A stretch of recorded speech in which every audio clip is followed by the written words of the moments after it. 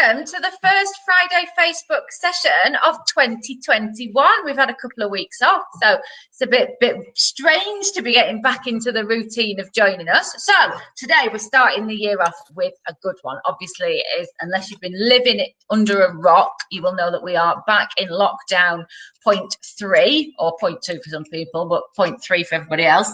So people are concerned about how they're going to make money in 2021. They're concerned that they might be put on furlough, that they might be made redundant, that jobs are going to be going.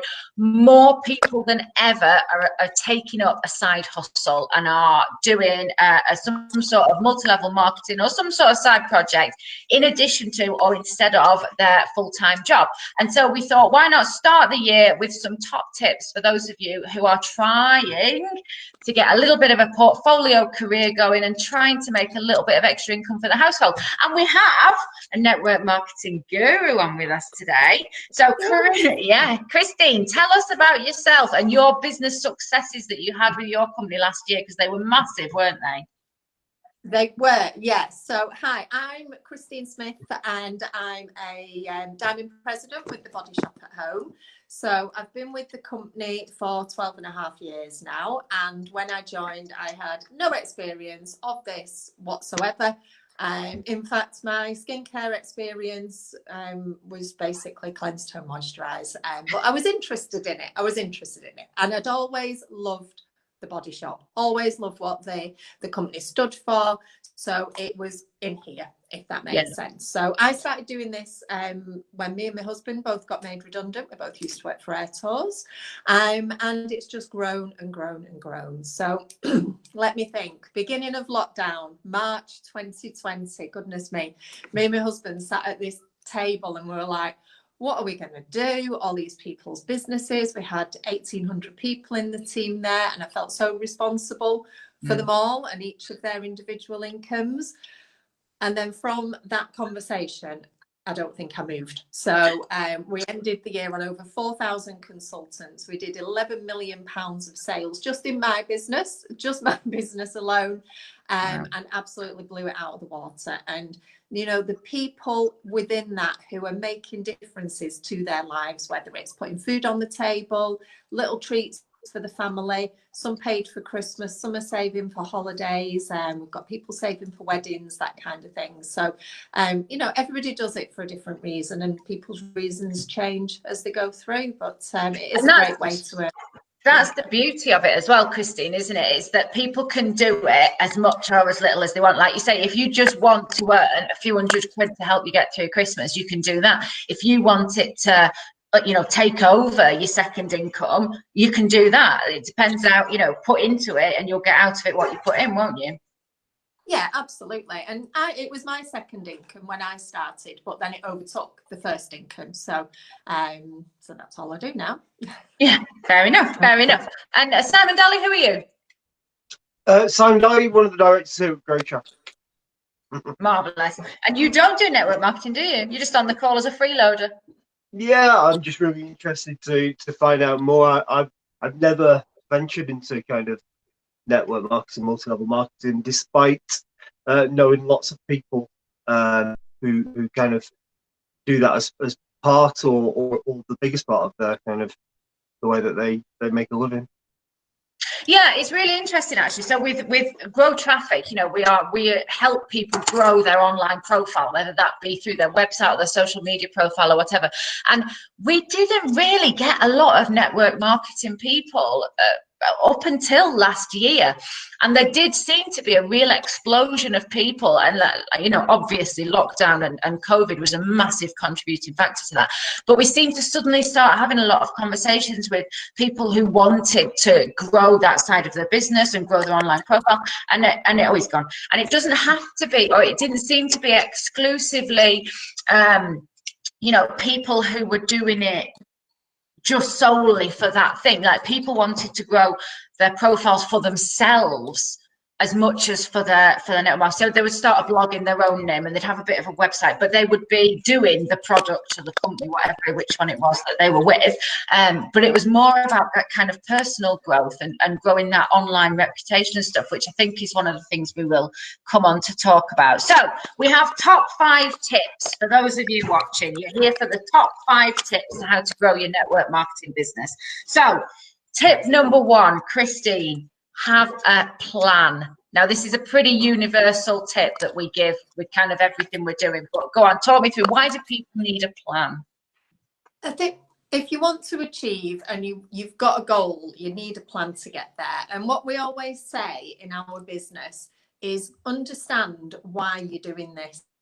So everybody comes into this for different reasons, and keeping connected with the reason why you're doing it is what is going to keep you focused. Because at the end of the day, with this kind of business, there's nobody who can get you up in the morning. You've got to get yourself up in the morning and be a bit of a self-motivator. So understand why, keep focused to that. So if it's a screenshot or a picture on your phone, or it might be a dream board, or I've put messages inside kitchen cupboards before, or in drawers where you happen upon them from time to time, but just something that reminds you why you're doing it, because that will then help you to get over things like stepping outside of your comfort zone. Because if you want to achieve those, you're going to have to do something that you've never done before, and it might make you feel a little bit uncomfortable. I guarantee you'll feel amazing afterwards, though. What are the, sorry, you know, I right? was going to say, what are the motivating factors that people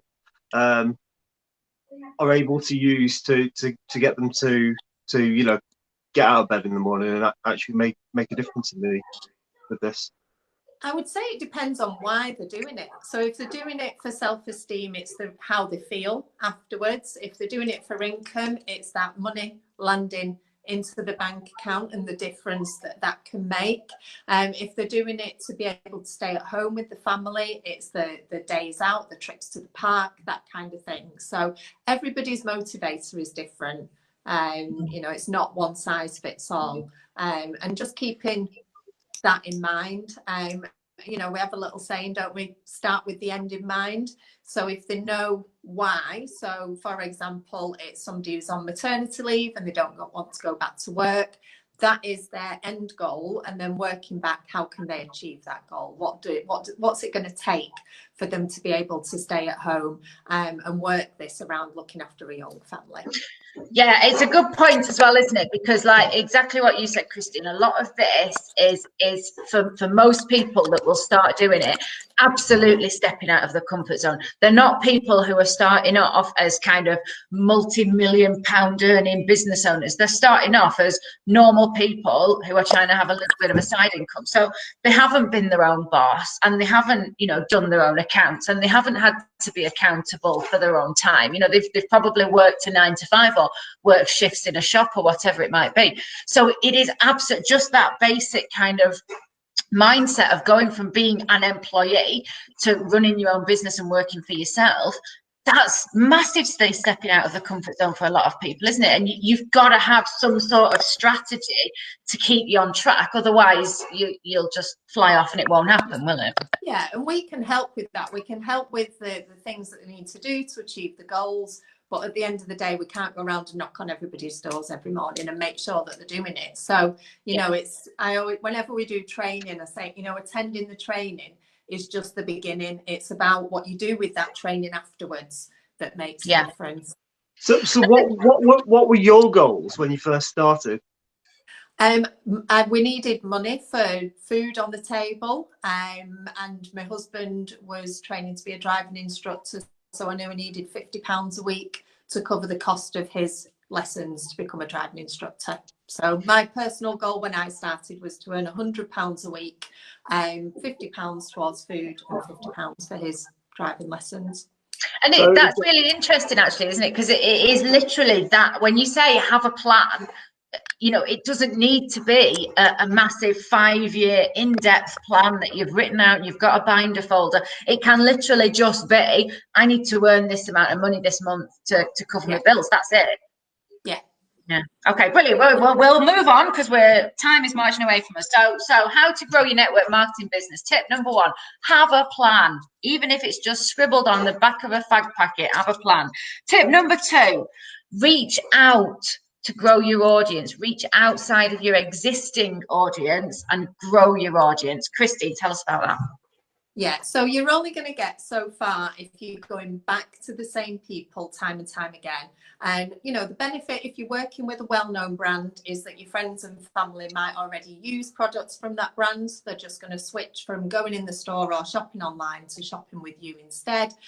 But people are only going to buy a moisturizer every 3 months or a shower gel every month or whatever it might be. So yeah, when you start off, you might have a flurry of orders because everybody's excited with you, and then it's going to go a little bit quieter 9 times out of 10. So that's the time when you need to look at, right, who else, how can I expand my network? And keeping your customers happy is absolutely key. If your customers are happy, they will refer you on to their friends and family, or they might hear about somebody who loves the brand that you're selling and recommend you to them. They might add you into the group. What I would say is don't get upset if you ask people to share your group or add customers into your business group. It's not everybody else's priority. It's your priority, but not everybody else's. And it might be that, you know, you ask that favor one time and you don't get much of a response. You might ask again a couple of months down the line and you get a completely different response. So just because something hasn't worked once, it doesn't mean that you shut the door on that and never ever try it again. You know, you just try things at different times. So, but always offering that good service, going the extra mile. Online parties. So, I mean, obviously at the moment we're working completely virtually, but doing online parties is a great way to reach out to new people as well. And don't be pushy. You know, people can sense if you're desperate and it's a bit of a switch off. So just being natural, do it right, work your business the way that you're guided to work your business, and it will come to you. That business will come to you. I think that's a really important point that you made there, is that don't take it personally. You know, this is your thing that you're growing, yes, and you can ask people to share it, and you can ask, you know, but everybody's busy, everyone's got their own lives. If they can, you know, most people are happy to give you a like or a share or pass somebody on. But I imagine that point where people, I might be wrong, but I imagine people will take on a network marketing project. They'll reach out to their existing audience. They'll kind of exhaust that, like you say, that audience have bought all the lipsticks and the moisturizer and the shampoos that they're going to buy. And then that's the point where people get disheartened and they're like, oh, I'm not doing as well as I thought. I'm not doing as much, you know, and why aren't people buying more? And why aren't people sharing? It's at that point that you've got to, you know, put your big girl pants on, haven't you, and say, all right, now I've got to grow this. Now I've got to reach out beyond that point. You've done the low hanging fruit. Now you've got to do the next stage, and that's the hard bit, really, isn't it? It is. But, you know, everybody's, even if it's, you know, going to a new job at Starbucks or wherever it might be, it makes you feel nervous. You know, whatever you do that's new makes you feel nervous. And I always say that feeling nervous about something actually means that you care. So it means that you're bothered about how this is going to turn out. So it's a good thing, and it gives you that bit of adrenaline as well. It does. It absolutely does. Yeah.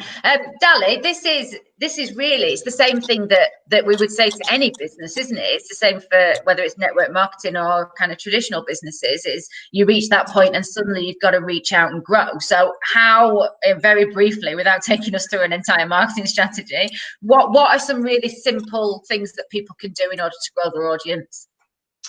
Well, I was gonna ask if you advise them how to do that, but obviously, I think this is something that all small businesses do face at some point or another. You know, you've got your original kind of founders of the business that are able to exploit their existing market, their existing connections, and then all of a sudden you've dealt with everyone, and slowly over time, you know, the customer base that you have declines, and you either replace it or your business fails. And I'm sure it's the same thing, but maybe it happens even quicker with something like the Body Shop, where you can have a few meetings. Oh, most people only have a relatively small circle of friends. So you can have a few meetings and then you could have to keep pushing out, I would think. Yeah, So I the thing with, yeah, well. no, I was going to say you could have to do the same things as what we'd be recommending to most people, which is, you know, getting yourself on places like social media, getting yourself out to different networking events, meeting new people, trying to, you know, meet up with groups, I suppose. And I don't know, what do you advise for that? I mean, with a brand like the Body Shop or a different brand where people use the products day in, day out, your initial customer base will remain fairly constant because they're loyal to that brand. Once somebody chooses a face cream that they love or a shampoo and conditioner that they love, they will stay quite loyal to that.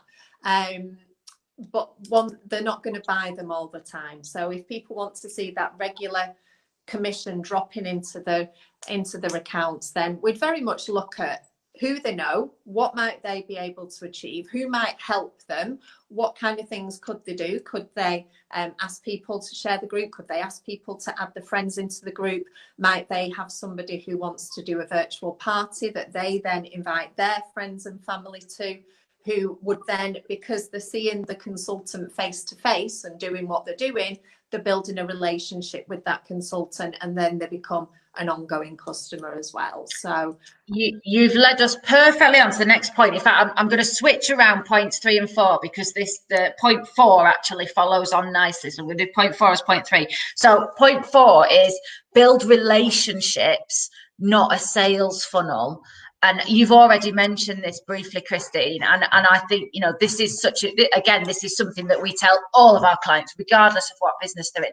You have got to be helpful and useful to people. If you just come out and you are constantly salesy, they will switch off. They've had enough of you in 2 minutes. You've got to help. And I think that's where, especially like with the Body Shop at home, where you have your own personal consultant, because you're absolutely right. You could go and buy Body Shop hand cream off the internet. Why is somebody going to come to a consultant? Because they're helpful, because they're useful. So is that one of the things you teach your people as well? Yeah, absolutely. It is building relationships. It's being nobody comes into this as an expert in what they do. Well, we have some beauticians who might be experts, but you know, it's gaining that knowledge along the way that you can then pass on to your customers, so that then they're coming to you to ask for advice. And if you can help them, and it's not about knowing all the answers, you know, one of the things that we do is we have a great ethic where everybody shares, people help one another.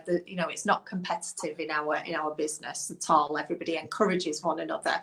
So if somebody doesn't know the answer to something, then they can easily find out the answer and get back to the customer quite quickly. So there's like a network behind all of the consultants, if you like. So like, again, I think that is a really good general point for people. You know, this happens quite often, is that somebody will come and they'll ask me something about technical SEO, which is Dalley's bag, and I am quite comfortable now at saying I don't know the answer, but I will find out and I will get back to you. I've bought products off you know, various people that are in MLN things, and I've said what would be a good, well, for example, Liz is watching. Hi, Liz. I needed some perfume at Christmas for a teenager, and I said to Liz, what's a good smell for a teenager? I don't know. She said, I don't know, but I'll ask somebody else. She came back to me with an example, and Tammy loved a Christmas present. So that kind of sense of community and support, I suppose, is one of the big selling points. But just generally to people, never be afraid to say that. Never be afraid to say, I don't know the answer, but I will find out and I'll come back to you. Because people are fine about that, aren't they? Yeah, and believe it or not, I mean, when I first started, I didn't have a phone with internet on. So if I was doing a party and somebody asked me a question and I didn't know the answer, I'd say, I'll go home and find out for you and give you a ring tomorrow. So, you know, the world has moved on. It's much easier now. We can just flick on our phones and what have you. But it is about, you know, it's about being that expert, but also being yourself as well. People want to build relationships with the real you. They don't want some false you, they want to see you. So if you've got a customer group or you're doing things on your social media, show yourself. They don't want to see pictures of other people. They don't want to see photos that have been shared, you know, 1,000 times before. They want to see you. They want to see your results. They want to hear from you. They want to see you go live, which, you know, Facebook loves anyway when people go live. They want somebody who's engaging, somebody who's fun, and somebody who interests them as well. So if they see that you've posted in your group, are you going to pique their interest, or are they going to think, oh, I bet she's selling again? So, you know, it's not being sell, and being interested in people as well, but genuinely interested in people and forming those relationships two-way. Yeah, we always say as well, it's about the so what. You know, you might have the nicest face cream in the world, but so what? What does that mean to the end person? You've got to sell the results, haven't you? You've got to say, well, you know, yes, this is the face cream, but this is why it's good, because it's good for the environment, because it's vegan, because my skin is better than it has been in 20 years. You know, it's about talking about the end result and what that means for the customer, rather than just saying, here's a face cream, it's 20 quid. You know, people are going to get bored, and that's relevant whether it's on social media, on your website, and your email newsletter, face to face. You know, sell the so what, not the actual product. Yeah, it's the benefit, isn't it? It's the end result. So absolutely. Yeah. Okay. Right. So we've got three points down, 2 to go. So growing your network marketing business. Point number 1, have a plan. Point number 2, reach out and grow your audience. Don't just talk to your existing audience. Point 3, build relationships, not sales. And number 4, focus on doing a few things well. Now, this is, you know, a general one that we say to people. And I particularly find this is true for women that have got a lot of stuff on. You know, they've got young children, they've got a full-time job, they've got a family, you know, they're trying to do everything. And all of a sudden they're taking this on and thinking, oh my God, I can't do this. It's too much. You know, I've got to do social media. Now I've got to have a website. Now I've got to do parties, blah, blah. And it can become overwhelming. So what do you advise people, Christine, on that front? So take on board the training, and then very much think, you know, catch up with your upline and think, right, what are my time constraints? Where am I at confidence wise? What's my knowledge? And take it step by step. So don't try to pull every single trick that you've got out of the bag in your first 3 weeks. Your customers need to know, and you know, your people in your group need to know what kind of direction you're going in. And if you're doing one thing one day, something else tomorrow, something else the day after, they're a bit like rabbits in headlights. They're not entirely sure what you're doing, and they can actually miss the point altogether sometimes. So so just being consistent, keep showing up, have a steady flow of things that you do regularly. So whether that's a regular live, putting your makeup on in the morning, or taking your makeup off at the end of the night, and then gradually including different things as well. And if you've got a captive audience, if they enjoy seeing what you're doing, if they're interested in what you do and you're interested in them, and you've built that relationship, as you add extra things in, they trust where you go in, they've got that trust with you, and you take them on that journey with you. So, I always think it takes a while to build a habit and to be able to do something. And if you try and do everything, you just kind of end up doing everything quite badly.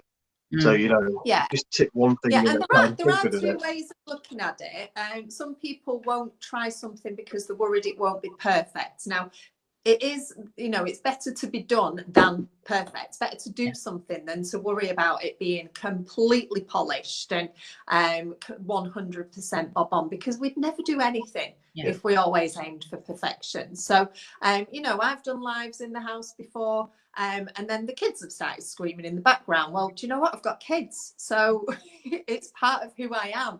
I've done lives where the phone's fallen in the sink, and but that's just how it is, you know. It's not the end of the world. We can have a laugh about it, and you just carry on. We're only human. Absolutely, and you refine as you go. I mean, we did a similar thing with these lives. We started these, I think, in March last year when lockdown started, and we've been talking about doing them for ages. And then we went into lockdown, and we went, right, let's just bloody do it. Let's just get on. We'll get people on. We'll talk to them. We'll refine it. And what we do now is vastly different to what we started doing almost a year ago. So yeah, absolutely, just start doing it. If it doesn't work, stop it and try something else, but at least you've tried it. But I think the thing is, it's you know, don't, if you feel overwhelmed, if you feel like you've got so much going on that you don't know what you're doing, strip it right back. Again, come back to that point number one, have a plan, right? What is working? What's the most effective? Where are my audience? And what's the best way for me to have a conversation with them? And you might just decide, instead of doing Facebook, Twitter, LinkedIn, Insta, you're just going to do, I've lost Christine, she'll come back in a sec. You're just going to do Facebook. You're going to have a Facebook group, and that's where you're going to put your efforts, and everything else can go out the window. So yeah, streamline, and then, you know, you are going to be much more effective at doing what you're doing. Okay, so we've got growing your network marketing business. Tip number one, have a plan. Tip number two, reach out and grow your audience beyond who you're already talking to. Tip three, build relationships, not sales. Let me just add Christine back in. Tip number four, focus on doing a few things well. Tip number five, work hard.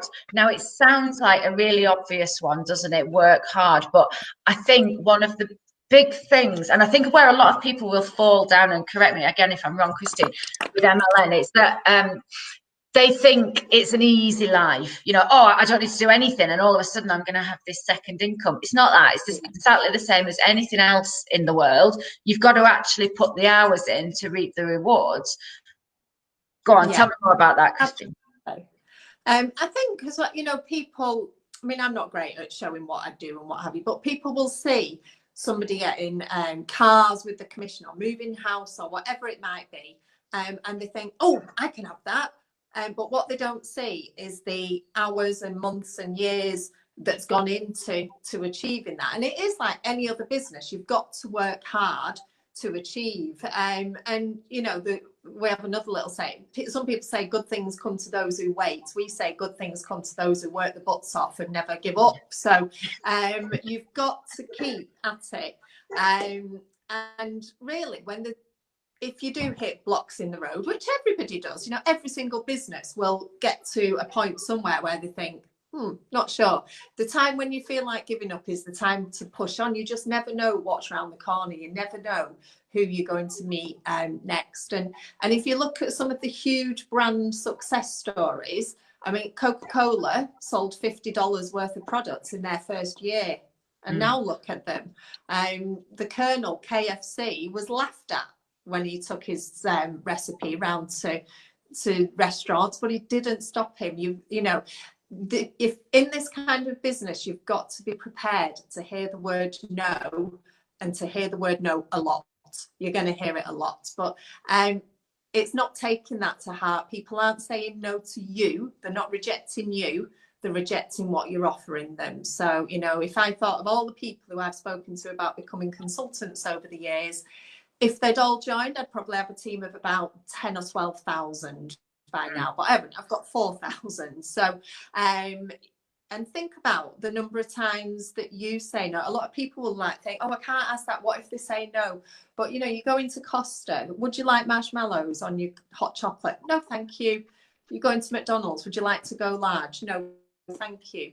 The person behind the counter doesn't run away and cry and completely, you know, disappear. It's no different. Absolutely no different. So rise above it and absolutely keep going. But yeah, be self-motivated, have your plan, attend as much training as you can, whether that's online. Well, it's all online at the moment, but and then do something with that training afterwards. And you know, find people who inspire you, find YouTube videos, just get as many hints and tips as you can from wherever you can, and just always be learning. You know, I'm always learning every day. I'd completely changed how we did things just less than 12 months ago, but it pays off. And I think that the thing there, I was talking about this the other night, actually, you look, there's a tendency when you start in a business or with any kind of project, you look at the people who are already successful in it and you think, oh my God, you know, they must have got there on some magic carpet, you know, by the grace of God. And actually, they haven't. They've got there because they've worked their bloody arses off, just like you're going to have to work your bloody arse off. And they've failed and they've fallen and they've picked themselves back up and they've tried things that haven't worked and they've reassessed and then they've gone and done something differently. nobody gets to be in a position of success without failing and working bloody hard and keep getting up the next day and, you know, having a good cry and then carrying on about it. It's the same for everybody. And I think that's really important when people get to that point where they are, do you know what, I feel like I've tried everything and I'm overwhelmed and I don't know what to do now. Actually, that's the point where you take stock. Again, back to the thing we were saying before, isn't it? And you say, all right, tomorrow's another day. Let's crack on. We'll try something different, and you just keep bloody going. I mean, like Dalley, it's the same as any business, isn't it? Yeah, I'm sure it is the same as any business. I mean, I remember when you know, GrowTraffic was in its infancy, and you'll remember, Rachel, when I was kind of getting up at 5 a.m. in the morning to put an hour and a bit of work in before work, and then I was sat in the car park, you know, at work answering emails and taking calls, and then we'd come home and have something to eat, and then Rachel put Leon to bed and I'd be sat working until like midnight again, and that happened for months and months and months, probably longer than that actually. But also I think there's a point of working smart as well, that it's very easy to feel like you're doing everything that you need to do and that you're really busy all the time, and then you look at it and you think, actually, did I need to do everything that I've just done? And am I just a busy fool here? Am I just, you know, working because I want to make this work, and I'm not thinking about whether what I'm doing is having the impact that I need it to? And I think one of the things that helped GrowTraffic reach that point at several times, and then we've adapted and we've changed. And one of the things that helped is when you are constantly in something, you can't see out of it, you can't see the bigger picture, and you need somebody external to come along and say, well, this is working, that's not working, this would work, but you need to just streamline it a little bit. And we've had that, like you got into that point and then I came along and did a revolution. I got into that point and then Hannah, the other director, came along and we changed again and we grew. And that, in terms of what you're doing, Christine, that's where your upline comes into it, isn't it? Because they've been there, they've done it, they can look at it from an external point of view and say, right, you know, this is what you need to do. Yeah. And coming back to what you're saying about working smart, so you know, a lot of people who do this kind of business, and anybody really setting up a new business whilst they're working, they're very busy people. So we very much go through the week and look at, you know, outside of your business, what are the things that need to be done each week. So if you break every day down into 5 sections, so early morning, lunchtime, afternoon, evening, what are the things that have to be done in each of those sections that are non-negotiable? What things do you want to do? So if you like to go to the gym 3 mornings a week, you scratch that time out, and then looking at your free time, your relaxed time, and then where are you going to slot your business in around those? And then what are you going to do with that time? You know, there's great tools now, scheduling tools, those kind of things. I know a lot of consultants will sit for half an hour once a week and schedule the posts for that week or the 2 weeks, so that job is done. They don't have to keep coming back and thinking about it. They can concentrate on everything else that they've got to do. Yeah, that's a great tip, actually. You know, things like a Hootsuite, you can have a free account that'll help you schedule your social media. You can have things like Asana, you can have a free account of that will help you schedule your to-do list so that you've got your tasks. What's the other one that's the image-based boards? There's quite a few, isn't there? Like Trello, Trello, yeah. That you can have free accounts on things like HubSpot and other CRM, so you can keep track of your mail list. So there's loads and loads of stuff that you can do in terms of kind of automating and streamlining that's completely free and will save you massive amounts of time. And yeah, it takes a little bit of time to set them up and get them running how you want them to, but once they're doing that, frees up loads of time then for you to be doing. And as you say, you know, there's always people around to help advise you on that. We have gone massively over time, chaps. So we've gone 5 minutes over time, not massively. We've gone 5 minutes, yeah. Well, so I'll quickly run through the top 5 tips again, and then I'm going to ask each of you for your one top tip for people to take away today. So 5 top tips for growing your network marketing business. Have a plan. That's number 1. Number 2, reach out and grow your audience. Number 3, build relationships, not sales. skills. Number 4, focus on doing a few things well and then grow your skill set from that. And number 5, work hard and you will reap the rewards. So Christine, if you were to give people one top tip to take away from today, what would it be? Believe in yourself.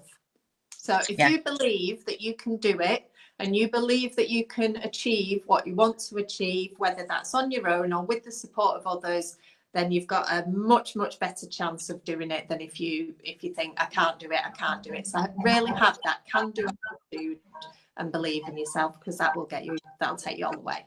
Absolutely, yeah. Simon Dalley. I feel a bit of a fraud here, but I go with what Christine said. If that's what she says, Christine's going to be expert. I suppose what I'd say is just make a start. It's better to have tried something and it not worked, and for you to learn things along the way, and just keep monitoring what happens and make improvements based on what's not quite worked and what has worked.